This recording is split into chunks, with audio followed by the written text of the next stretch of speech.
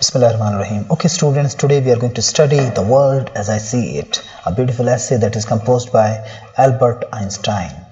दुनिया जैसे कि मैं इसे देखता हूँ. इस ऐसे के अंदर एल्बर्ट आइंस्टाइन ने बताया है कि दुनिया को उसके देखने का अंदाज़ क्या है, वो इंसानी ज़िंदगी को किस नज़र से देखता है और उसके क्या ख्यालात हैं कि इंसानी सोसाइटीज़ को कैसे ऑर्गेनाइज होना चाहिए और किस तरीके से इंसानों को जो है इस दुनिया में रहना चाहिए. So these ideas are very worth noting in a way that we actually are going to study one of the greatest man of the history. इंसानी तारीख़ के अजीम तरीन इंसानों में से एक जो है यकीनन एल्बर्ट आइंस्टाइन है. लिहाजा उसके आइडियाज़ यकीनन जो हैं हर आदमी को पढ़ने चाहिए और देखना चाहिए कि इतने बड़े लोग जो हैं वो किस सोच के साथ ज़िंदगी गुजारते थे जिन्होंने उनको इस काबिल बना दिया कि उन्होंने दुनिया के अंदर इतनी ज़बरदस्त तब्दीलियाँ पैदा कर दी. So let's move forward, students. Albert Einstein was born in 1879 and he died in 1955. Albert Einstein is generally regarded as the greatest mathematical physicist of this century and indeed one of the greatest scientists of all time. Indeed माने यकीनन वाकई दर हकीकत he is one of the greatest scientists of all times. Regarded माने समझा जाता है that he is regarded as the greatest mathematical physicist of this century. इस सदी का सबसे बड़ा mathematical physicist. His theory of relativity has transformed scientists' notion of time and space. उसने जो theory relativity की पेश की उससे लोगों के वक्त और स्पेस के बारे में जो नज़रियात हैं यानी कि नोशंस माने नज़रियात वो तब्दील होकर रह गए. और आज एल्बर्ट आइंस्टाइन से पहले लोग जो थे टाइम और स्पेस को ज़रा मुख्तलिफ नज़र से देखते थे, लेकिन आज जो है उनकी सोच जो है टाइम और स्पेस के बारे में ज़रा डिफरेंट है. तो ये बहुत बड़ा एक पैराडाइम शिफ्ट था एल्बर्ट आइंस्टाइन के काम के नतीजे में जो कि दुनिया में लोगों की सोच के अंदर आया. और इसको समझना स्टूडेंट्स बहुत ज़्यादा इंपॉर्टेंट है और मैं आपको जो है रेकमेंड करूंगा कि आप रिलेटिविटी के हवाले से जो अच्छी वीडियोस हैं यूट्यूब के ऊपर उनको ज़रूर सुने ताकि आपको पता चले कि ये कितना बड़ा काम था. So, belief in the practicability of the atomic bomb was produced very largely by his famous equation stating that energy was related to mass. Energy was related to mass means कि energy का ताल्लुक जो है वो मादे की कमियत के साथ है. तो ये जो एक इक्वेशन थी उसने एटम बॉम्ब की जो है प्रोडक्टिविटी को या एटम बॉम्ब के बनने को जो है उसने पॉसिबल बना दिया. Born in Germany of Jewish parents, he went to Switzerland in his early youth. Early youth means जवानी के शुरू के दिनों में वो स्विट्जरलैंड चला गया, हालांकि वो पैदा जो था वो जर्मनी में हुआ था. For some times he taught mathematical physics at Zurich. Zurich जो कि स्विट्जरलैंड का एक शहर है, वहां पर उसने मैथमेटिकल फिजिक्स पढ़ाई and acquired Swiss citizenship. और उसको जो है स्विट्जरलैंड ने अपनी शहरियत भी दे दी. But in 1941, having settled in the United States, he became an American citizen. 1941 में जो है वो अमेरिका चला गया और वहां पर जो है फिर उसको अमेरिकन सिटीजनशिप भी दे दी गई. तो देखिए कि इससे भी पता लगता है कि वो कितना बड़ा आदमी था कि जिस मुल्क में भी वो जाता था वो मुल्क जो था वो चाहता था कि उसको पूरी इज्जत दी जाए, उसको पूरा ऑनर दिया जाए, पूरा मान दिया जाए, सम्मान दिया जाए, ताकि वो जो है उनके मुल्क में रहकर उनकी कौम के लिए, उनके मुल्क की ग्रेटनेस के लिए काम कर सके. सो इंसानों को कुछ ऐसा होना चाहिए कि वो जहां भी जाएं अपनी क्वालिटीज के बायस जो हैं वो सबके मंजूर नजर बन जाएं और लोगों को जो है फायदा पहुंचाने वाले लोग हों. It's also very important to note कि his work is monumental means तारीखी यादगार जो कि हमेशा रहने वाला हो and is all the more remarkable in that. अब यहाँ पर इन दैट का मतलब क्या है कि इस लिहाज से कि उसका काम जो है और भी ज्यादा ऑल द मोर रिमार्केबल और भी ज्यादा जबरदस्त है इस लिहाज say that it rested very little on elaborate laboratory experiments कि इसका इन्हिसार है. रेस्टेड को यहां पर जो है किस सेंस में हम लेंगे कि इसका इन्हिसार है बहुत कम लेबोरेटरी एक्सपेरिमेंट्स के ऊपर. किसी लेबोरेटरी में जो है उसने बैठकर जो है ये थियरीज जो है अखज नहीं की, तजर्बात नहीं किए. But his work was based very largely on pure reasoning and mathematics. तो महज गौर फिक्र, तदब्बुर, सोच और मैथमेटिकल जो वर्क है उसकी बुनियाद पर जो है उसने इन थियरीज को जो है अखज किया. मादे के बारे में, मास के बारे में, एनर्जी के बारे में, टाइम एंड स्पेस के बारे में जो भी आइडियाज उसने पेश किए. So he was awarded the Nobel prize for physics in 1921. So his writings for the layman are few. Layman means आम आदमी, वो आदमी जिसको कि साइंस की इतनी समझ नहीं है. So his writings are very few. एक आम आदमी के लिए उसने बहुत कम लिखा है, बट दे इंक्लूड, लेकिन उसके अंदर शामिल है. इंक्लूड का मतलब शामिल होना. क्या शामिल है? An introduction to the general theory of relativity. के अपनी जो थ्योरी उसने रिलेटिविटी की पेश की है, उसके बारे में भी जो है उसने थोड़ा बहुत अपनी राइटिंग्स में एक्सप्लेन करने की कोशिश की कि ये क्या है, ताकि आम लोग भी इसको समझ सकें और इसकी गहराई को जो है वो अंडरस्टैंड कर सकें. सो लाइक द ऐसे बिलो, जैसे कि ये नीचे आप ऐसे पढ़ेंगे, उससे क्या नजर आता है? That he had an admirable talent, कि उसके अंदर एक जबरदस्त सलाहियत थी फॉर स्ट्रेट फॉरवर्ड एक्सपोजिशन, कि सीधे साधे तरीके से अपनी बात को कैसे किया जा सकता है. And this is the biggest art of this world students, कि आप घुमा फिरा कर बड़े बड़े लफ्जों में तो अपनी बात को जो है वो यकीनन कहना सीख सकते हैं, लेकिन सादा, आसान और इजी टू अंडरस्टैंड वे में अपनी बात को करना, ताकि हर आदमी तक आपकी बात पहुंच जाए. This is really a biggest art of this world and the most desirable art, कि हम सबको वो सीखना चाहिए. So he also had this art with him. Exposition का मतलब होता है अपनी बात को बयान करना, इजहार अपने ख्यालात का. सो लेट्स बिगिन द ऐसे स्टूडेंट्स. आइए जरा उसके ऐसे को पढ़ते हैं और देखते हैं कि how he sees the world, कि दुनिया को जो है एल्बर्ट आइंस्टाइन किस नजर से देखता है. So he says that what an extraordinary situation is that of us mortals. Each of us is here for a brief sojourn. What an extraordinary situation, कि कितनी तो जबरदस्त सूरत हाल है हम इंसानों की. मॉर्टल्स का मतलब वो होता है वो लोग जिन्होंने के एक ना एक दिन इस दुनिया से चले जाना है, तो उनको मॉर्टल्स कहते हैं, और जो हमेशा रहने वाले हैं उनको इमॉर्टल्स कहा जाता है. So what an extraordinary situation is that of us immortals. Each of us is here for a brief sojourn. Sojourn का मतलब आरजी कयाम, कुछ अरसे के लिए जो है हम सिर्फ इस दुनिया के अंदर आते हैं. For what purpose he knows not, और क्यों आते हैं हम इस दुनिया के अंदर हमें नहीं मालूम. दो he sometimes thinks he feels it, अगरचे हम इंसान जो है कभी कभी ऐसा समझते हैं कि हम इस चीज को महसूस करते हैं कि हमें क्यों इस दुनिया में भेजा गया है. But for the point of view of daily life, without going deeper, we exist for our fellow man. लेकिन जो है अगर रोजमर्रा की जिंदगी को जो है सामने रखकर सोचा जाए, तो we exist for our fellow man, तो हम जो है अपने फेलो मैन के लिए, वो लोग जो कि हमारे साथ कनेक्टेड हैं, हमारे रिश्तेदार, हमारी फैमिली, हमारा मुल्क, हमारी कम्युनिटी, और फिर दुनिया के सारे इंसान, वी लिव फॉर देम, हम तो उनके लिए जिंदा रहते हैं. In the first place for those on whose smiles and welfare all our happiness depends. सबसे पहले तो वो लोग जिनकी मुस्कुराहटों पर हमारी जिंदगी, हमारी खुशियों का इन्हिसार है, कि वो अगर खुश हैं तो हम भी खुश हैं. So for on whose smiles and welfare, welfare means भलाई, जिनकी बेहतरी पर जो है हमारी खुशियों का दारोमदार है. depends, our happiness depends. and next for all those unknown to us, और फिर वो लोग जो इनको कि हम नहीं जानते हैं. हो सकता है कि हम अपने मोहल्ले में बहुत सारे लोगों को ना जानते हों, अपने शहर में बहुत सारे लोगों को ना जानते हों, अपनी कम्युनिटी में, लेकिन बीइंग ए ह्यूमन बीइंग, हम चाहते हैं कि कोई भी इंसान तकलीफ में ना हो, तो यकीनन जो है उनकी भलाई भी जो है वो हमारे सामने रहती है, वो हमारा मत में नजर होती है. So we live also for them as well. Personally, with whose destinies we are bound up by the tie of sympathy. तो वो लोग जिनकी किस्मत के साथ हमारी किस्मत भी बंधी हुई है, या जिनकी किस्मत के साथ जो है हम जो है हमदर्दी के नाते जो है बंधे हुए हैं. टाई का मतलब होता है जुड़ा हुआ होना, सिंपैथी मींस हमदर्दी.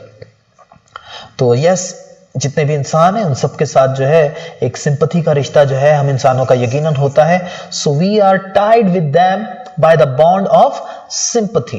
100 times I remind myself कि दिन में सैकड़ों मरतबा मैं अपने आप को याद दिलाता हूँ that my inner and outer life, कि मेरी जो जिंदगी है, चाहे वो मेरे अंदर एक जिंदगी है या मेरे बाहर इर्द गिर्द जो जिंदगी है, it depends upon the labor of other men. ये जो है डिपेंड करती है दूसरे लोगों की मेहनत के ऊपर, कि वो लोग मेहनत कर रहे हैं, काम कर रहे हैं, तो मैं जो हूँ इतना खुश हूँ या इतना आसानी से मैं भी जो है काम कर रहा हूं. तो लिविंग एंड डेड, चाहे वो जिंदा हैं चाहे वो दुनिया से चले गए हैं.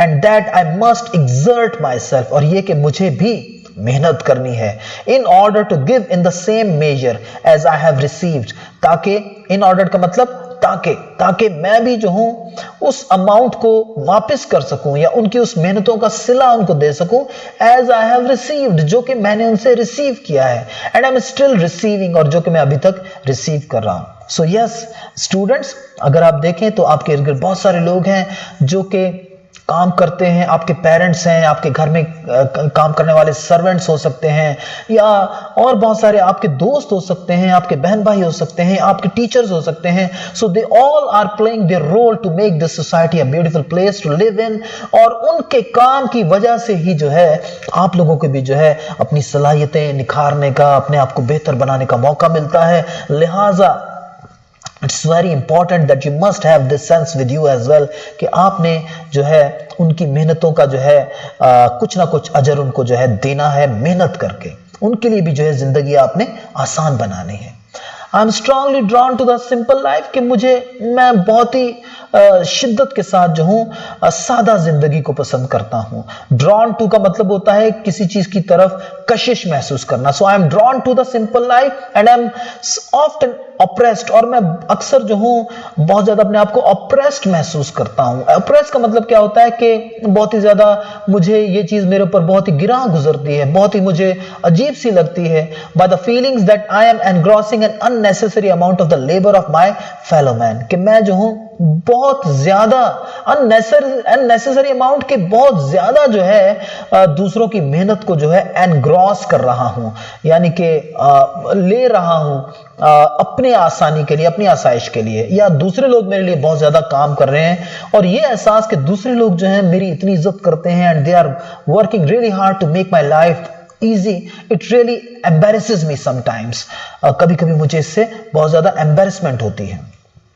तो this is also a sign of a great person students, कि आप जो हैं जब लोग आपके लिए काम कर रहे होते हैं तो आप अपने आप को कोई बहुत बड़ा बादशाह नहीं समझ रहे होते, बल्कि आप समझते हैं कि जनाब इनकी मेहरबानी है कि ये इतनी मेहनत मेरे लिए कर रहे हैं और इतनी जबरदस्त तरीके से लाइफ को मेरे लिए आसान बना के मुझे अपनी सलाहियतों से भरपूर फायदा उठाने का मौका दे रहे हैं। लिहाजा मुझे भी I have to exert myself to give in the same measure as I am receiving from them. Okay, so I regard class differences as contrary to justice. Contrary का मतलब होता है बरअक्स या खिलाफ। तो I regard class differences, कि ये जो मुआशरे के अंदर तबकाती फर्क होता है कि upper class, lower class, middle class, poor, और इस किस्म के जो डिफरेंसेस हैं, या जात पात का जो निज़ाम होता है जिसमें कुछ जातें ज्यादा रिस्पेक्टेबल हैं और कुछ जातों को जो है बिल्कुल भी जो है इज्जत हासिल नहीं है, तो I regard it contrary to justice, तो मैं इसको जो हूं इंसाफ के खिलाफ समझता हूं, and in the last resort based on force, और मैं समझता हूं कि ये फोर्स की बुनियाद पर, ताकत की बुनियाद पर जो है ये सोच जो है मुआशरे के अंदर मौजूद है। और यकीनन ऐसा ही है, जो लोग ऊंची जात वाले कंसिडर किए जाते हैं तो वो अपने उस ऊंची जात के स्टेटस को कायम रखना चाहते हैं, क्योंकि उससे उनको कुछ एक्स्ट्रा प्रिविलेजेस, कुछ एक्स्ट्रा मुराहत जो है सोसाइटी के अंदर मिल जाती हैं। तो सर्टेनली ये जो सिस्टम है ये फोर्स यानी कि ताकत की बुनियाद पर कायम है। आई ऑल्सो कंसिडर, और मैं ये भी समझता हूं कि सादा जिंदगी, प्लेन लिविंग जो है it's good for everybody physically and mentally, जहनी तौर पर और जिस्मानी तौर पर जो है plane living is a best thing for all humans. In human freedom, in the philosophical sense, I am definitely a disbeliever. यानी कि जो ये सोच के इंसान इस दुनिया के अंदर आज़ाद है, फलसफियाना नुक्ते नज़र से जो है, in the philosophical sense, I am definitely a disbeliever. मैं इस चीज़ पर यकीन नहीं रखता हूँ। तो ये एक बहुत ही इंटरेस्टिंग आइडिया है समझने वाला स्टूडेंट्स, कि एल्बर्ट आइंस्टाइन इस चीज़ को नहीं मानता है कि इंसान इस दुनिया में अपने अमाल के लिहाज से या अपनी डेस्टिनी के पॉइंट ऑफ व्यू से आज़ाद हैं। Everybody acts not only under external compulsions but also in accordance with inner necessity. So हर आदमी जो है वो समझता है कि जो भी काम करता है उसके अंदर जो है कुछ एक्सटर्नल कंपल्शंस होती हैं, यानी कि कुछ बाहर के फैक्टर्स होते हैं जो कि मजबूर करते हैं उसको कि वो काम करे, but also in accordance with inner necessity, और कुछ उसके अंदर उसकी फितरत के, उसकी जात के, उसकी सोच के तकाजे भी होते हैं जो कि उसको उस काम के करने पर मजबूर करते हैं। इसको आप इस तरीके से भी ले सकते हैं कि अगर एक आदमी कहीं पर कोई रोटी पड़ी हुई चोरी करता है तो दो फैक्टर्स जो हैं उन्होंने उसके ऊपर जो है अपना अमल किया, जिसकी वजह से उसने वो काम किया। और वो दो फैक्टर्स कौन से हैं? एक्सटर्नल कंपल्शन क्या है कि उसको वो रोटी वहां पर पड़ी हुई नजर आई, और इनर नेसेसिटी क्या है कि उसको शदीद भूख लगी हुई होगी जिसने कि उसको मजबूर किया कि वो रोटी जो है वो उठाए। सो ही उसको जो है इस लिहाज से वो कहता है कि वो आजाद नहीं है अपने अमल के पॉइंट ऑफ व्यू से, क्योंकि एक्सटर्नल फैक्टर्स भी उसके ऊपर काम करते हैं और इंटरनल फैक्टर्स भी काम करते हैं, और तब कहीं जाकर जो है वो काम करता है। But it's a very dangerous philosophy students. अगर हम जो है इस बात को लेकर जो है सब लोगों के अमाल को देखना शुरू कर दें, तो फिर वो लोग जो कि बुरे काम करते हैं इस दुनिया के अंदर, हमें उन लोगों को जो है बिल्कुल जो है माफ कर देना चाहिए। अगर कोई चोरी करता है, अगर कोई किसी से फ्रॉड करता है, अगर कोई किसी को धोखा देता है, अगर कोई किसी को बहुत ही ज्यादा जानी व माली नुकसान पहुंचाता है, तो फिर हम सिर्फ ये कहकर जो है उसको माफ कर सकते हैं कि जनाब कुछ एक्सटर्नल कंपल्शंस थी और कुछ इंटरनल नेसेसिटीज थी जिन्होंने उसको ये काम करने पर मजबूर किया, तो लिहाजा ये आदमी तो जो है बिल्कुल मजबूर था, तो लिहाजा इसके पास कोई फ्रीडम ही नहीं थी और इसको जो है माफ कर देना चाहिए। तो ऐसा बिल्कुल नहीं है। हमें ये याद रखना चाहिए कि आखिरी फैसला जो होता है, जो कि हम करते हैं कि यार ये काम अच्छा है या बुरा है और हमें ये करना चाहिए या नहीं करना चाहिए, वो हमारा अपना ही होता है। तो वो जो आखिरी फैसला है वो हमें वो फ्रीडम देता है, वो हमें वो आजादी देता है, और इस लिहाज से जो है हम यकीनन आजाद हैं अपने अमाल के अंदर। तो ऑफ कोर्स इंटरनल और एक्सटर्नल फैक्टर्स होते हैं, लेकिन इंसान की ग्रेटनेस इसी के अंदर है कि वो तमाम मजबूरियों के बावजूद जो है हक और सच और अच्छाई की राह को जो है मुंतखब करे। So Schopenhauer saying that a man can do as he will but not will as he will has been an inspiration to me since my youth. It's another very beautiful statement students, कि Schopenhauer जो कि एक बहुत बड़ा फलसफी था उसके दौर का, तो वो कहता है कि उसका ये कहना कि एक इंसान जो है जो उसका इरादा हो वो काम तो वो कर सकता है, लेकिन but not will as a will, लेकिन वो अपना इरादा अपनी मर्जी से नहीं बना सकता है। तो कहता है कि ये फिक्रा शोपेनहावर का जो है it has been an inspiration to me, कि ये जो है मेरे लिए एक इंस्पिरेशन रहा है सिंस माय यूथ, मेरी जवानी के दिनों से, कि हम अपने इरादों के बनाने में आजाद नहीं है। जैसा कि हजरत अली रज़ी अल्लाह तआला अन्हु ने भी फरमाया कि मैंने खुदा को इरादों के बदलने से जाना। यकीनन जो है इरादे बदलते हैं तो आमाल के अंजाम भी जो है वो कुछ के कुछ हो जाते हैं। तो कहता है कि it had been a continual consolation and unfailing wellspring of patience in the face of the hardships of life. तो ये जो सोच है या ये जो फिक्रा है या ये जो फलसफा है शोपेनहावर का जो कि उसने पेश किया कि इंसान अपना इरादा बनाने में आजाद नहीं है, हाँ उस इरादे को अमली जामा पहनाना या ना पहनाना जो है वो उसके अपने हाथ में होता है। तो यहां पर देखें कि उसके ये जो दो स्टेटमेंट्स हैं वो आपस में कितने एक दूसरे के साथ जो है वो कॉन्ट्राडिक्ट कर रहे हैं। पहले तो वो कहता है कि इंसान आजाद नहीं है अपने अमल के लिहाज से, लेकिन यहां पर वो कह रहा है कि इंसान जो है जो उसका इरादा हो उसको तो वो अमली जामा पहना सकता है अगर वो चाहे, लेकिन वो अपना इरादा अपनी मर्जी से नहीं बना सकता। तो ये तो बिल्कुल सही बात है कि अच्छे या बुरे ख्यालात आपके जहन में जो आते हैं वो अक्सर जो है एक्सटर्नल फैक्टर्स जो है वो आपके जहन में लेकर आते हैं, या वो इंफॉर्मेशन जो कि आप अपनी एक्सटर्नल फैक्टर से एब्जॉर्ब कर रहे होते हैं उसके नतीजे में वो पैदा होते हैं। लेकिन आखिरी फैसला तो जनाब आप ही का है कि आपने इस इरादे को जो है वो हकीकत का रूप देना है या नहीं देना है, और ये फैसला, ये जो डिसीजन मेकिंग पावर है ये आपको वो फ्रीडम देती है जिसका कि वो शुरू में इनकार करता है।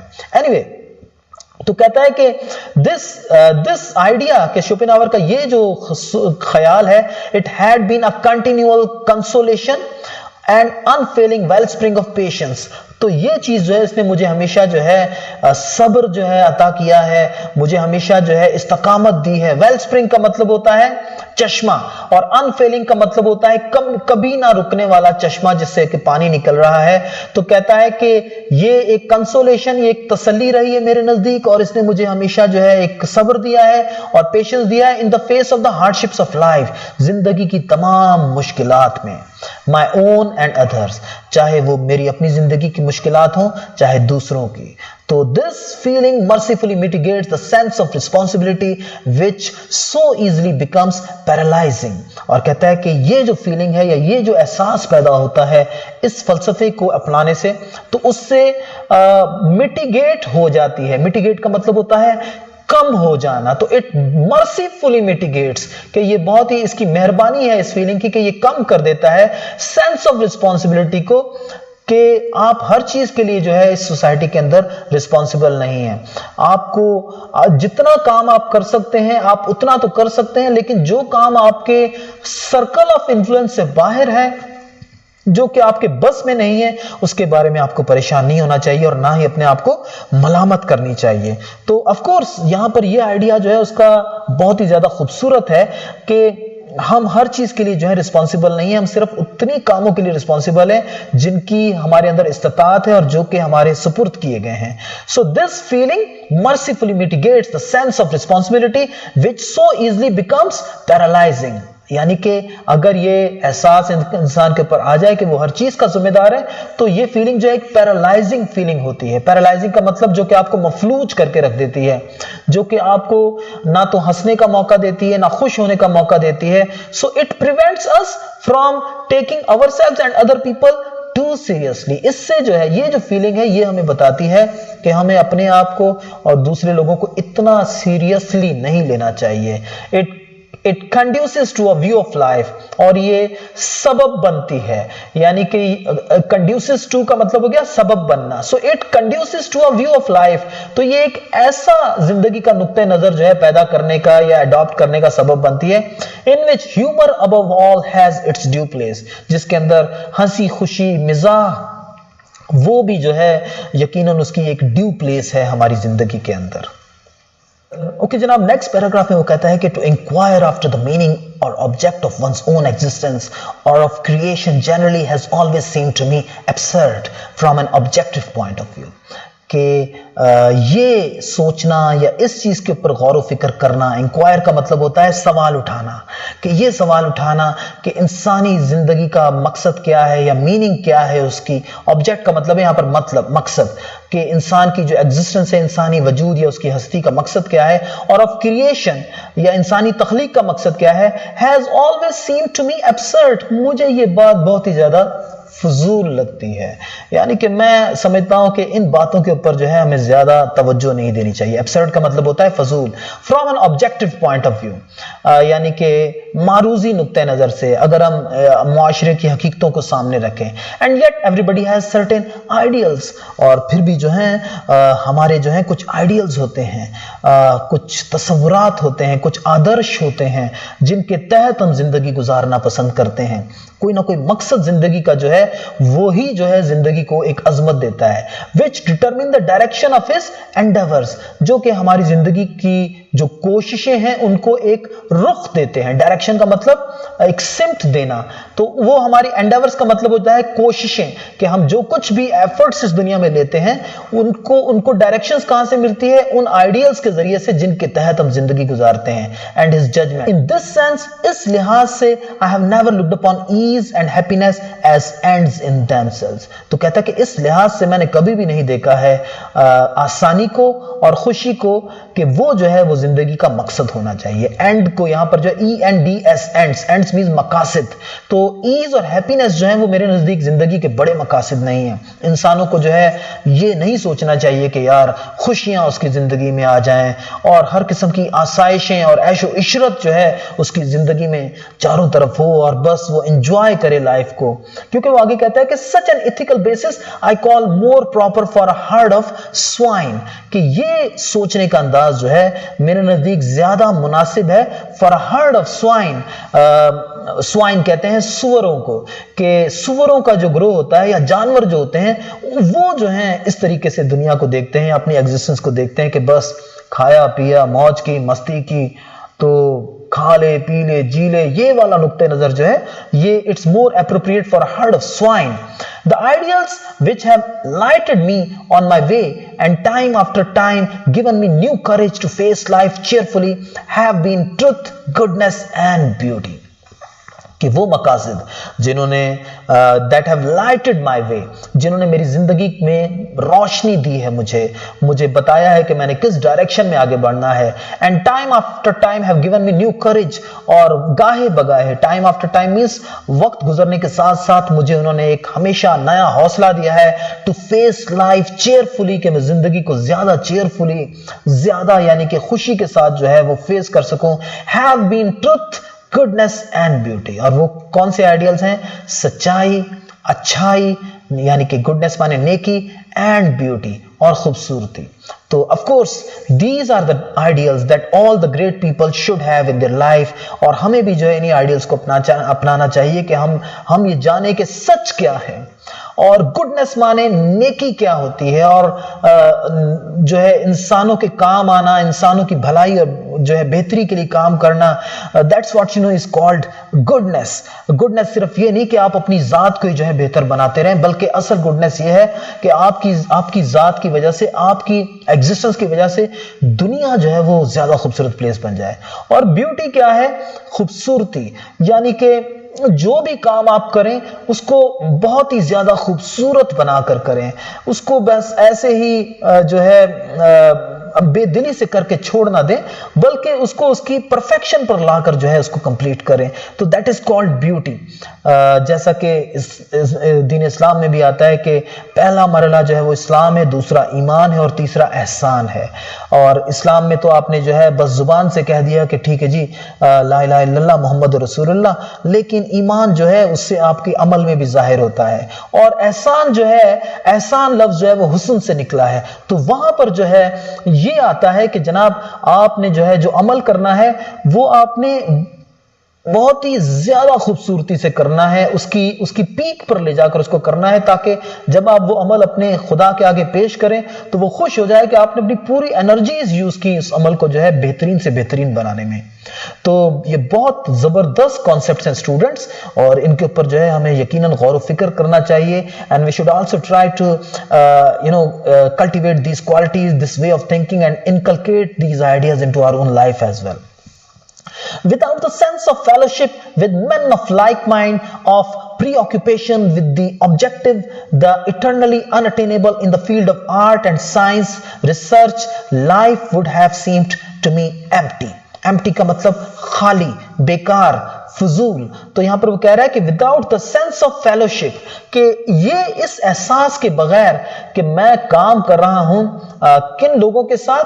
मैन ऑफ लाइक माइंड, उन लोगों के साथ जो कि मेरे जैसा सोचते हैं, मेरे जैसा जो है नुक्ता नजर दुनिया के बारे में रखते हैं। ऑफ प्री ऑक्यूपेशन, और प्री ऑक्यूपेशन का मतलब होता है किसी काम में गर्क होना, किसी काम में डूबा हुआ होना, जो काम आपके ऊपर बिल्कुल सवार हो जाए, आपकी सोचों पर, और आपकी पूरी जिंदगी को जो है वो डायरेक्शन दे रहा है। तो कह रहा है कि अगर ऐसा काम आपके पास नहीं है और ऐसे लोगों के साथ आप नहीं है जो कि उस जैसे काम में इन्वॉल्व है, with the objective the eternally unattainable, और कोई ऐसा ऑब्जेक्टिव, कोई ऐसा मकसद जो कि हमेशा के लिए अनअटेनेबल हो। इटरनली का मतलब हमेशा के लिए, और अनअटेनेबल जिसे हासिल ना किया जा सके।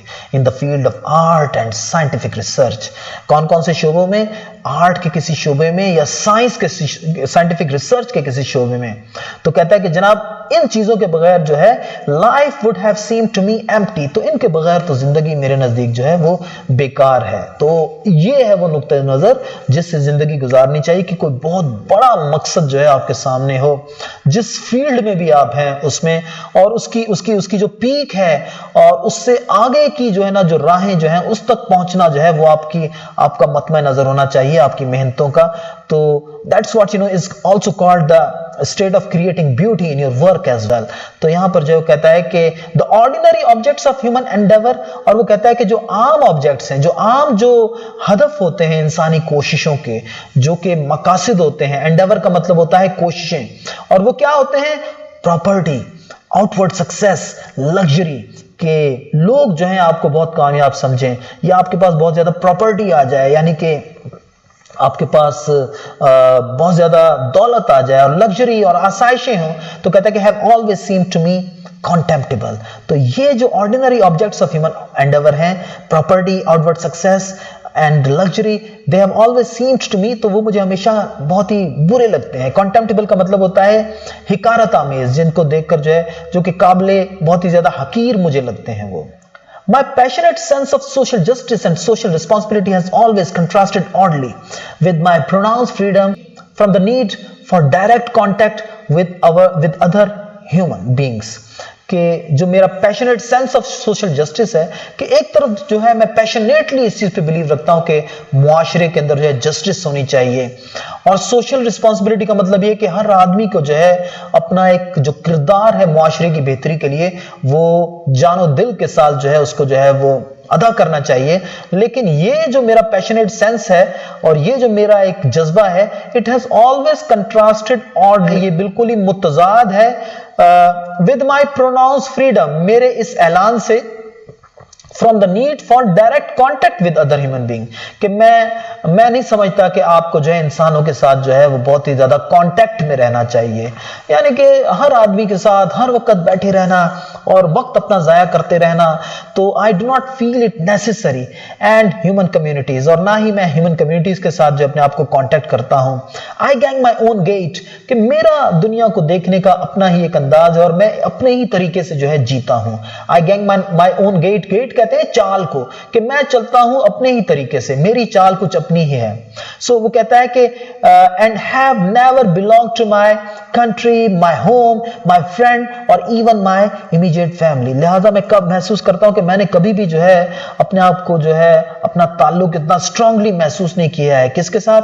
टू माय कंट्री, अपने मुल्क के साथ, अपने घर के साथ, अपने दोस्तों के साथ, and even my immediate family, और यहां तक कि मैं अपनी फैमिली के साथ भी जो अपने आप को इतना ज्यादा रिलेट नहीं करता हूं विद माय होल हार्ट, पूरे दिल के साथ, यानी कि मैं अपनी ही दुनिया में रहना पसंद करता हूं और अपने ही जो मेरे मकासद हैं जिंदगी के उन्हीं को जो है मैं अचीव करने की तगोदो में लगा रहता हूं। इन the face of all these ties I have never lost N obstinate sense of detachment. तो ये वो सारी टाइज हैं, टाइज का मतलब यहां पर रिश्ते, यानी कि ये जो रिश्ते नाते हैं इनकी मौजूदगी के बावजूद जो है आई have never lost N obstinate sense of detachment, कि मैंने कभी भी जो है मैंने हमेशा महसूस किया कि मेरे अंदर से कभी भी खत्म नहीं हुआ है डिटैचमेंट का सेंस। डिटैचमेंट का मतलब दूसरों से अलग थलग हो जाना, दूसरों के साथ ना मिलना, तो मैं डिटैचमेंट का सेंस जो है मेरे अंदर हमेशा रहा है। और ऑब्स्टिनेट का मतलब बहुत ही जिद्दी, बहुत ही सरकश, जो कि इतनी आसानी से जो है ना जाए।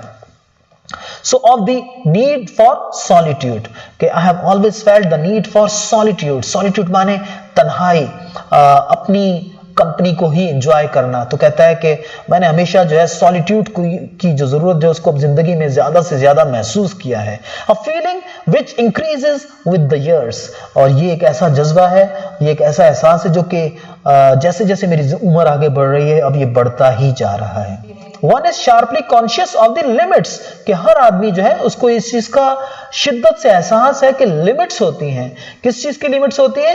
The possibility of mutual understanding, कि हम कितना एक दूसरे को समझ सकते हैं, and sympathy with one's fellow creatures, और किस हद तक जो है हम एक दूसरे के साथ जो है सिंपैथी यानी कि हमदर्दी कर सकते हैं। Such a person no doubt loses something in the way of genuineness, कि मेरे जैसा इंसान जो है जो कि सॉलिट्यूड में रहना पसंद करता है, डिटैचमेंट में रहना पसंद करता है, ही loses something in the way of genuinity. Genuinity का मतलब होता है खुश इखलाकी या एक ऐसा खुश मिजाजी जिसे आप कह सकते हैं, खुश मिजाजी जिसमें आप से लोग मिलना पसंद करते हैं, आपकी कंपनी को एंजॉय करना पसंद करते हैं। लेकिन कहता है कि मेरे जैसा आदमी जो है ही loses something in the way of genuineness, कि उसके अंदर वो खुश मिजाजी नहीं होती है एंड लाइट हार्टेडनेस भी नहीं होती है उसके अंदर। On the other hand he is largely independent of the opinions, habits and judgements of his fellows.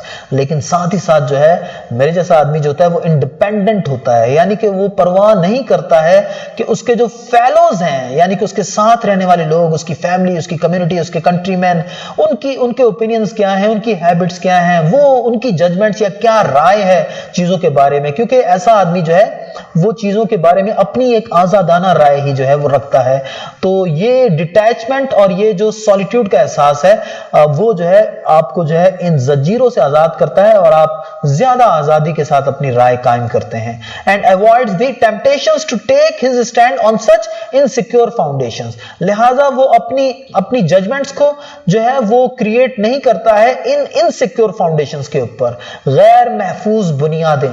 तो ये इनसिक्योर फाउंडेशंस क्या है कि आपका ये सोचने का अंदाज के मुआशरे के लोग कैसा सोचते हैं, आपकी फैमिली कैसा सोचती है, जो जनरल ओपिनियंस हैं लोगों के वो क्या हैं, आपके मुल्क का क्या नुक्ते नजर है इस हवाले से। No, you do not think about these considerations. जब आप किसी चीज के बारे में राय कायम करते हैं तो आप इन चीजों को सामने नहीं रखते हैं, बल्कि ये इनसिक्योर फाउंडेशंस हैं जो कि आपको सच और हकीकत को जो है तस्लीम करने से रोकती हैं। क्योंकि अगर आप किसी चीज के बारे में इस बुनियाद पर फैसला दें कि आपका भाई उसके बारे में क्या सोचता है, आपकी फैमिली उसके बारे में क्या सोचती है, आपके दोस्त उसके बारे में क्या सोचते हैं, तो फिर यकीनन उनकी राय, उनकी खुशी जो है वो ज्यादा अहम हो जाएगी सच के मुकाबले में, जिसको कि आपको एक्सेप्ट करना चाहिए और दूसरों को बताना चाहिए। So my political ideal is of democracy, और जहां तक मेरा पॉलिटिकल आइडियल है वो डेमोक्रेसी है। मैं जमहूरियत के ऊपर यकीन रखता हूं। Let every man be respected as an individual and no man idealized, कि हर आदमी जो है उसकी बतौर एक फर्द के जो है इज्जत होनी चाहिए और किसी को भी आइडलाइज नहीं करना चाहिए। आइडलाइज का मतलब होता है किसी को इतना बड़ा बना देना कि लोग उसकी पूजा करना शुरू कर दें, यानी कि हद से ज्यादा उसकी रिस्पेक्ट करना शुरू कर दें। तो nobody should be idealize. Idealize लफ्ज निकला है आइडल से, IDOL। आइडल का मतलब होता है बुत। तो किसी को भी जो है कोई इतना बड़ा बुत नहीं बना देना चाहिए मुआशरे के अंदर के लोग उसकी फिर पूजा करना शुरू कर दें। लेकिन दूसरी तरफ वो क्या कहता है कि it is an irony of fate, कि ये किस्मत की सितम जरीफी है, कि ये किस्मत का एक मजाक है मेरे साथ, that I myself have been the recipient of excessive admiration, कि मैं खुद जो हूं आइडोलाइज हो गया हूं, मुझे जो है सोसाइटी में जो है आइडोलाइज कर दिया गया है, because I have been the recipient of excessive admiration, कि मैं जो हूं इंतहाई जो है ज्यादा जो है तारीफें लोगों की जो है रिसीव करता हूं, और जो है लोगों की दादो तहसीन जो है मुझे बहुत ज्यादा मिलती है, एंड रिस्पेक्ट, और मुझे लोग बहुत ही ज्यादा जो है इज्जत देते हैं, from my fellows through no fault and no merit of my own, जिसमें जो है मेरी किसी भी मेरिट यानी कि खूबी या खामी का कोई हाथ नहीं है। देखिए ये भी एक बड़े लोगों का सोचने का अंदाज है कि वो समझते हैं कि हम तो बिल्कुल एक आम से लोग हैं और शायद हमने कुछ भी इतना बड़ा काम नहीं किया, लेकिन पता नहीं लोग क्यों जो है हमें इतना ज्यादा जो है वैल्यू देते हैं, या इतनी ज्यादा जो है एक्सेसिव एडमिरेशन और रिस्पेक्ट उनकी तरफ से हमें मिलती है। तो वो इस चीज से थोड़ा सा एम्बेरस भी होते हैं कि ऐसा नहीं होना चाहिए। The cause of this may well be the desire unattainable for many, कि इसका मकसद, इसकी वजह कि why people actually excessively respect me and give me the too much admiration, और मुझे idolize कर दिया है, तो उसकी वजह क्या हो सकती है? ये ख्वाहिश बहुत से लोगों के लिए जो कि unattainable है, नाकाबिले हुसूल है, वो उसको हासिल नहीं कर सकते, कि वो अंडरस्टैंड करें, to understand the one or two ideas, कि वो एक या दो आइडियाज अंडरस्टैंड करें, to which I have with my feeble powers attained through ceaseless struggle, जो आइडियाज मैंने जो है अटेन किए हैं या हासिल किए हैं या समझा हूं, जिन तक मैं पहुंचा हूं, थ्रू ceaseless struggle, अनथक जद्दोजहद के बाद, यानी कि बहुत मुसलसल गौर फिक्र और मेहनत करने के बाद जो है मुझे वो बातें समझ में आई हैं खुदा की कुदरत की, जो कि लोग जो है समझना चाहते हैं। I am quite aware that it is necessary for the success of any complex undertaking that one man should do the thinking and directing and in general bear the responsibility. I am quite aware, कि मैं अच्छी तरह समझता हूं और मैं इस चीज पे यकीन रखता हूं कि for the success of any complex undertaking, कि किसी भी बड़े काम की जो है, किसी भी पेचीदा काम की कामयाबी के लिए क्या लाजमी है, that one man should do the thinking, कि एक आदमी जो है वो गौर व फिक्र करे और वो जो है डायरेक्शन दे बाकी के लोगों को, in general bear the responsibility, और वो उसके साथ ही साथ जो है पूरी जिम्मेदारी भी जो है वो ले, अगर वो उसमें कामयाब होता है या नाकाम होता है। तो this unity of command is extremely important. अगरचे उस आदमी को दोनों दूसरों के साथ भी मशवरा करना चाहिए, लेकिन आखिरी राय में वो आदमी जो बात लोगों को करने को कहे तो लोगों को जो है वो बात करनी चाहिए, तो तभी वो काम जो है वो कामयाब होगा। So but they must not be compelled, लेकिन लोगों को जो है मजबूर नहीं करना चाहिए कि वो ऐसा लीडर जो है वो उनके ऊपर जो है थोप दिया जाए या ताकत के जोर पर कोई इस किस्म का लीडर उनका बन जाए। They must not be compelled, compel का मतलब मजबूर कर देना। They must be able to choose their leader, बल्कि उनको जो है मौका देना चाहिए कि वो अपने लीडर को खुद चूज करें, जो कि इस किस्म की जो है उनको डायरेक्शन दे सके और आखिर में रिस्पॉन्सिबिलिटी भी ले अपनी कामयाबी या नाकामी की। N autocratic system of coercion in my opinion soon degenerates, generates का मतलब खराबियों का शिकार हो जाना। तो कहता है कि जो ऑटोक्रेटिक सिस्टम होता है जबर का, कोर्शन माने जबर, तो जबर का एक जो ऑटोक्रेटिक यानी कि जो आमिराना निजाम होता है, ताकत की बुनियाद पर कायम किया गया निजाम, इट सून डीजेनरेट्स, बहुत जल्द जो है खराबियों का शिकार हो जाता है, बहुत जल्द उससे जो है आगे चलकर बुरे नताइज पैदा होते हैं। For force always attracts man of low morality, क्योंकि ताकत जो है वो हमेशा जो है छोटी जहनियत के और इखलाकी लिहाज से जो कमजोर लोग होते हैं उनको अट्रैक्ट करती है, और वो लोग जो है ताकत की बुनियाद पर जो है अपनी बात लोगों से मनवाने की कोशिश करते हैं। अदरवाइज जो लोग हाई मोरालिटी रखते हैं, तो मैन ऑफ कैरेक्टर होते हैं, वो हमेशा जो है दलील के साथ और अच्छे तरीके से जो अपनी बात पेश करते हैं और लोगों को जो है वो अपनी बात पर कायल कर लेते हैं। And I believe it to be an invariable rule, और मैं जो हूं इस चीज को एक लाजमी रूल समझता हूं। रूल का मतलब असूल, और इनवेरिएबल का मतलब जो कि कभी भी तब्दील ना होता हो, तो ये असूल कभी भी तब्दील नहीं होगा। The tyrants of genius are succeeded by scoundrels, कि टायरेंट्स ऑफ जीनियस जो है यानी कि एक टायरेंट या एक जाबिर इंसान जो कि जबर की बुनियाद पर हुकूमत कर लेता है या हुकूमत में आ जाता है, और अगरचे उससे लोगों को बड़ा फायदा होता है और लोग महसूस करते हैं कि यार अच्छा हुआ ये आदमी जो है हमारा हुक्मरान बन गया, लेकिन क्या है कि such tyrants of genius are succeeded by scoundrels, लेकिन ऐसे टायरेंट्स ऑफ जीनियस जो है उनके बाद वो लोग आते हैं जो कि स्काउंड्रल्स होते हैं, बड़े ही बदमाश या कमीना फितरत लोग होते हैं, जो कि लोगों को फायदा पहुंचाने के बजाय, कौमों को फायदा पहुंचाने के बजाय जो है नुकसान ही पहुंचाते हैं। So tyrants of genius are succeeded by scoundrel is an invariable rule, ये एक इनवेरिएबल रूल है। For this reason, I have always been passionately opposed to systems such as we see in Italy and Russia today. The thing that has brought discredit upon the prevailing form of democracy in Europe today is not to be laid to the door of the democratic idea. To bring discredit का मतलब होता है बदनामी लाना।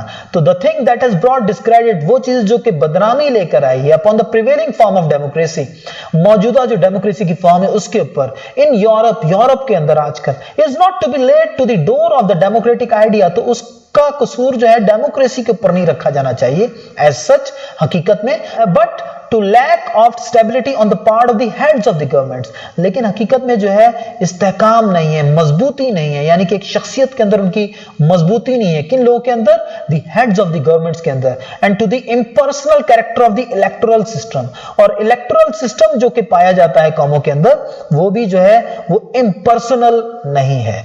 Impersonal का मतलब है, electoral system का मतलब है कि लोगों को मुंतखब करने का निजाम या इलेक्शन सिस्टम जो है कौमों का जो है वो ऐसा होना चाहिए कि लोग जो है अच्छे आदमी को सिलेक्ट कर सकें और राइट आदमी जो है वो अपनी जगह जो है उस सिस्टम के अंदर पा सके। तो क्योंकि एक इम्पर्सनल कैरेक्टर जो है इलेक्टोरल सिस्टम के अंदर बाज़ औक़ात अक्सर मुल्कों में नहीं होता है, तो ताकतवर लोग जो होते हैं वो अपनी धौंस या अपने असर के साथ जो है वो इक़्तिदार में आ जाते हैं, और इस वजह से जो है लोग डेमोक्रेसी को भी जो है वो बुरा भला कहना शुरू करते हैं। हालांकि डेमोक्रेसी का इसमें कोई कसूर नहीं है, कसूर उस निज़ाम का है जिसके नतीजे में जो है वो लोग जो है इस पावर के अंदर आ जाते हैं। So I believe that in this respect the United States of America have found the right way. तो मैं समझता हूं कि यूनाइटेड स्टेट ऑफ अमेरिका ने जो है इस लिहाज से बिल्कुल सही रास्ता अपनाया है, या उनका सिस्टम जो है बड़ा ही जबरदस्त है। They have a responsible president, कि उनके पास जो है एक बड़ा ही रिस्पॉन्सिबल प्रेसिडेंट होता है। They have a responsible president is elected for a sufficiently long period, और वो जो है एक काफी लंबे अरसे के लिए जो है वो सिलेक्ट होता है, एंड हैज सफिशिएंट पावर्स, और उसके पास जो है वो सफिशिएंट पावर्स होती हैं, यानी कि ठीक ठाक जो है उसके पास इख्तियार होता है कि वो अपने फैसले जो हैं ले सके और अपने फैसलों पर लोगों से अमल भी करा सके, टू बी रियली रिस्पॉन्सिबल। और जब वो आखिर में अपनी टेन्योर पूरी करता है तो हम कह सकते हैं कि वो रिस्पॉन्सिबल है अपनी कामयाबी या नाकामी के हवाले से। On the other hand, what I value in our political system is the more extensive provision that it makes for the individual in case of illness और नीड। और कहता है कि व्हाट आई वैल्यू, जिस चीज को मैं बहुत ही अच्छा समझता हूं, वैल्यू का मतलब होता है किसी चीज को अहमियत देना, किसी चीज को अच्छा समझना। So what I value in our political system, जिस चीज को मैं अपने सियासी निजाम के अंदर जो है बहुत ही अच्छा समझता हूं, क्या है कि ये सिस्टम जो है एक बहुत ही ज्यादा गुंजाइश देता है। एक्सटेंसिव प्रोविजन का मतलब क्या है, बड़ी गुंजाइश क्रिएट करना, that it makes for the individual, एक फर्द के लिए, इन केस ऑफ इलनेस और नीड, कि अगर वो बीमार हो जाए या अगर उसकी जो जरूरतें हैं तो वो अगर पूरी हों तो उसके लिए क्या इंतजाम करने चाहिए। इस हवाले से हमारा पॉलिटिकल सिस्टम जो है बहुत ही जबरदस्त है कि वो एक फर्द को जो है वो इन चीजों की सोच से आजाद कर देता है, वो उसकी बीमारी में उसका साथ देता है और उसकी जरूरियात पूरी करता है, ताकि वो अपनी सलाहियतों को पूरी जफाकशी के साथ, पूरी मेहनत के साथ जो है उस कौम की भलाई और जो है वेलफेयर के अंदर जो है वो यूज कर सके अपनी जहनी सलाहियतों को। The really valuable thing in the pageant of human life seems to me not the state. कहता है कि जो असल में जो वैल्यूएबल चीज है, इंसानी जो पेजेंट है, पेजेंट कहते हैं पुराने दौर के अंदर जो स्टेज के ऊपर ड्रामे होते थे तो उनमें जो है पीछे बड़ी बड़ी तस्वीरें होती थी उन मनाजिर की, जहां पर जो है ड्रामा देखने वालों को जो है ये एहसास दिलाया जाता था कि ये मंजर यहां पर जो है वकूअ पजीर हो रहा है।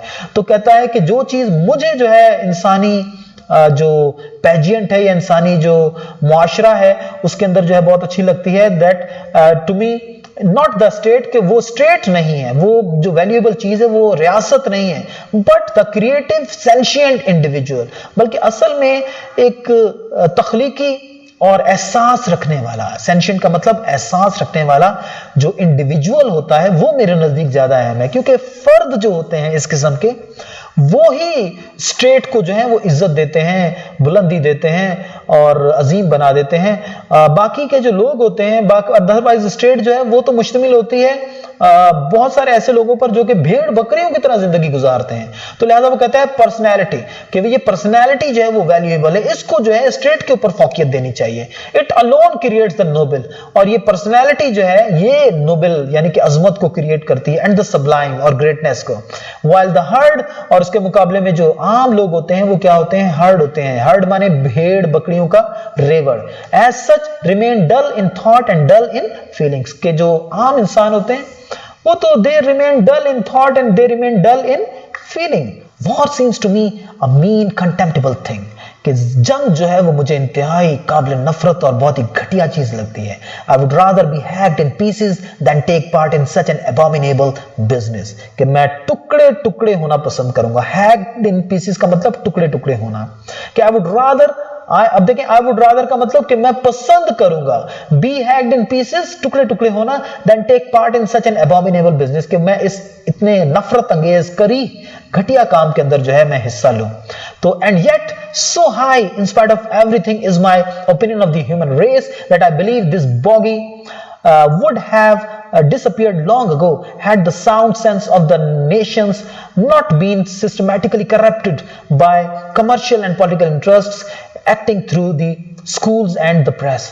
कि वो कहता है कि मेरा नुक्ते नजर इंसानों के बारे में इतना अजीम है, मैं इंसानों को इतना अजीम समझता हूं कि मैं समझता हूं कि इंसानों ने जो है इस बॉगी यानी कि इस गंदी चीज से यानी कि जंग से जो है उन्होंने बहुत जल्द निजात हासिल कर ली थी।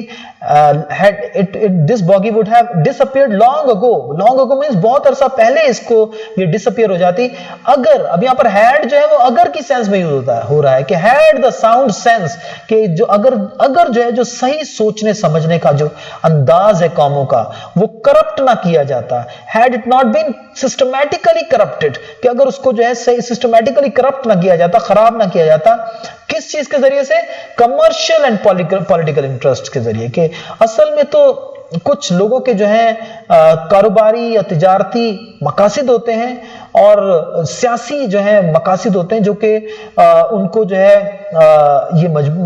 जो कि उनको मजबूर करते हैं कि वो दुनिया में नफरत फैलाएं और कौमों को मजबूर करें कि वो एक दूसरे से मुसलसल नफरत करती रहें। तो जिसकी वजह से जो है और ये मकासद जो है कैसे हासिल होते हैं? Through the acting through the schools and the press. Press माने मीडिया, जो कि आज के दौर का सोशल मीडिया भी हो गया है और अखबारें भी हो गई हैं और बहुत सारे यूट्यूब और फेसबुक और पता नहीं कितने जो हैं डिफरेंट जराए हैं अपनी बात को दूसरों तक पहुंचाने के। तो प्रेस के जरिए से और स्कूलों के अंदर तालीम भी ऐसी दी जाती है जो कि बच्चों को शुरू ही से जो है दूसरी कौमों के हवाले से जो है नफरत भरे जज्बात पालने पर जो है मजबूर करती है। The fairest thing we can experience is the mysterious. और दुनिया में जो बेहतरीन तजर्बा इस जिंदगी के अंदर जो हम महसूस कर सकते हैं, जो कि हमें खुशी दे सकता है, वो क्या है? मिस्टीरियस, पुरस्रारियत के ये कायनात जो है और ये जो इंसानी जिंदगी है, ये बजाते खुद एक बहुत ही मिस्टीरियस किस्म की चीजें हैं जो कि हमें सोचने पर मजबूर करती हैं और हैरान कर देती हैं कि एक कायनात हमारे बाहर है और एक कायनात हमारे अंदर भी है। It is the fundamental emotion. और कहता है कि ये मिस्टीरियस नेचर जो है, it is the fundamental emotion, यही वो बुनियादी जज्बा है या इमोशन है विच stands at the cradle of true art and true science, जो कि सच्चे आर्ट को और सच्ची साइंस को जन्म देता है। It stands at the cradle माना बुनियाद। यहां पर क्रैडल तो वैसे तो झूले को कहते हैं। तो झूला जो होता है वो बच्चे की इब्तिदा होती है। तो कहता है कि अगर आपके आर्ट और आपकी साइंस जो है उसमें शुरू ही से जो है अगर ये जज्बा होगा तो फिर आप जो है बहुत बड़े साइंटिस्ट भी बन सकते हैं और बहुत बड़े आर्टिस्ट भी अपनी फील्ड के अंदर बन सकते हैं। तो ये मिस्टीरियस एलिमेंट जो है, इसको जानना और इस पर मेहनत करना और इसको मजीद जो है एक्सप्लोर करना जो है, this is what you know is very important to be a great artist और scientist. He who knows it not and can no longer wonder, no longer feel amazement। तो कहता है वो जो कि इस जज्बे को नहीं जानता है और जो कि इस जज्बे से सरशार नहीं है, तो he can no longer wonder, तो ना ही वो इस कायनात के बारे में हैरत का शिकार हो सकता है जैसे कि जानवर नहीं होते हैं, and no longer feel amazement, और ना ही उसको कोई अमेजमेंट होती है। is as good as dead, वो तो ऐसा ही है जैसे कि कोई मरा हुआ इंसान। A snuffed out candle, जैसे कि कोई मोमबत्ती जो कि जलना बंद हो गई है। So it was the experience of mystery that engendered religion। और कहता है ये मिस्ट्री ही का तो एहसास था जिसने लोगों को रिलीजन तक पहुंचा दिया कि यकीनन ये कायनात जो है ये ऐसे ही नहीं चल रही है, इसको चलाने वाली कोई हस्ती है, क्योंकि एक सिस्टमैटिक और सिमेट्रिकल वे है हर चीज के अंदर जो कि इस कायनात के अंदर मौजूद है और हो रही है, और हर चीज के अंदर एक पर्पस है। तो ये जो मिस्ट्री का एहसास है इसने लोगों को जो है वो रिलीजन तक पहुंचाया या फिर खुदा तक पहुंचा दिया। A knowledge of the existence of something we can not penetrate, इस चीज की नॉलेज कि कोई है, किसी चीज की मौजूदगी है, कोई हस्ती ऐसी है जिसको कि हम समझ नहीं सकते। वी कैन नॉट पेनिट्रेट, जिस तक कि हम पेनिट्रेट नहीं कर सकते, पहुंच नहीं सकते। Of the manifestation of the profoundest reason, और ये वो गहरा रीजन है या वो गहरा यानी कि एक अकल है इस कायनात के अंदर। And the most radiant beauty, और वो एक शानदार खूबसूरती जो कि हर चीज के पीछे हमें नजर आती है। और ये ब्यूटी क्या है जनाब? जब आप देखते हैं कि हर चीज के अंदर एक मकसद है, हर चीज जो है उसके अंदर एक बैलेंस है, हर चीज के अंदर एक सिमेट्री है, हर चीज जो है एक सिस्टमैटिक वे में हो रही है, तो वो ये ब्यूटी, ये एहसास जो एक बहुत ही खूबसूरत एहसास है। और कहता है कि जब ये आपके अंदर पैदा होता है तो फिर आप जो है अपने फील्ड में अजीम होना शुरू हो जाते हैं। Which are only accessible to our reason in their most elementary forms, और ये एहसास या वो जो ये उस हस्ती का एहसास जो कि हमें मिल सकता है वो हमारी एलिमेंट्री फॉर्म्स में जो है हमें मिल सकता है। इन अवर मोस्ट एलिमेंट्री फॉर्म्स, यानी कि हम बहुत ही हल्का सा ही जो है उस अजीम हस्ती को पहचान सकते हैं जो कि वजह तख्लीक, जिसने के इस कायनात को तख्लीक किया है और जिसने जो कि हर चीज के पीछे कारफरमा नजर आती है। So it is this knowledge and this emotion that constitutes the truly religious attitude, और ये वो जज्बा है, यानी कि उस हस्ती को या खुदा को समझने का वो जज्बा है या इस कायनात को समझने का वो जज्बा है, that truly constitutes the religious attitude, जो कि मेरे नजदीक जो है असल मजहबी जज्बा है। बाकी तो कोई भी जज्बा जो है इसके बगैर जो है वो बेकार है। In this sense and in this alone I am a deeply religious man, और सिर्फ इस लिहाज से जो है मैं एक इंतहाई मजहबी इंसान हूं, इनफ फॉर मी, मेरे लिए इतना ही बहुत है। The mystery of the eternity of life, कि ये जिंदगी जो है वो हमेशा रहने वाली है, तो ये राज मेरे लिए बहुत है। And the inkling of the marvellous structure of reality, और हकीकत का एक इजहार, जरा जरा सा इजहार जो कि मुझे मिलता है जब मैं गौर फिक्र करता हूं। इंकलिंग का मतलब होता है किसी चीज का जरा सा नजर आना। तो कहते हैं कि and the inkling of the marvellous structure of reality together with the single hearted Endeavour, और एक फोकस्ड सिंगल हार्टेड यकसुई के साथ की जाने वाली कोशिश, endeavour to comprehend a portion, कि मैं उस रियलिटी को थोड़ा सा समझ सकूं, be it ever so tiny, चाहे वो थोड़ी सी ही क्यों ना हो। और वो रियलिटीज क्या है? The existence of some supreme being that is the cause of this universe and that is behind each and every wonderful thing that is happening in this world और इन दिस यूनिवर्स। और उसके अलावा जो eternity of human life है, तो ये वो चीजें हैं, चाहे इनका मैं थोड़ा सा ही जो है कोई हिस्सा समझ लूं तो मेरे लिए बहुत है। Be it ever so tiny of the reason that manifests itself in nature.